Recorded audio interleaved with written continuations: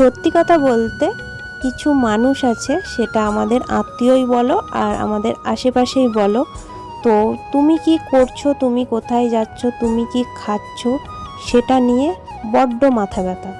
তো hello everyone, তোমরা সবাই কেমন আছো? আশা করি তোমরা খুব ভালো আছো, আমিও খুব ভালো আছি। তো অনেক দিন পরই তোমাদের সাথে ভিডিও শেয়ার করছি। এবার আস্তে আস্তে প্রত্যেক দিনই আমি ডেলি ব্লগ তোমাদের সাথে শেয়ার করব। তো সকাল সকাল দেখো স্নান কমপ্লিট করে আমি পুজো করে নিলাম, তারপরে চলে এসেছি। আমার কিছু কাজকর্ম ছিল, যেমন জামা কাপড় ভিজিয়েছিলাম ওগুলো কেচে নিলাম, কেচে ধুয়ে টুয়ে নিলাম। তারপরে দেখো বাসনও মেজে নিচ্ছি, কারণ শাশুড়ি মা বাড়িতে নেই, আর মা বাড়িতে থাকলে আমাকে কোনো কিছুই করতে দেয় না।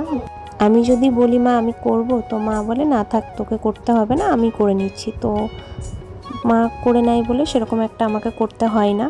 তো যতটা পারি আমি ততটাই করি। তো আজকে দেখো সবটাই গুছিয়ে কাজকর্ম করছি।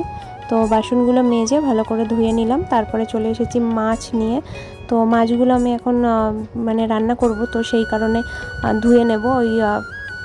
তারপর রান্নার সমস্ত জিনিসপত্র গুছিয়ে আমি চলে এসেছি ছাদে জামা কাপড়গুলো মেলতে, কারণ জামা কাপড় না মেললে শুকাবে না। তো সেই কারণে জামা কাপড়গুলোও দেখো মেলে দিলাম। তারপরে ওইদিকে ভাতও বসিয়ে দেবো, কারণ ভাতটা ওদিকে হোক আর তারপরে আমি বাদবাকি রান্নাগুলো করে নিই।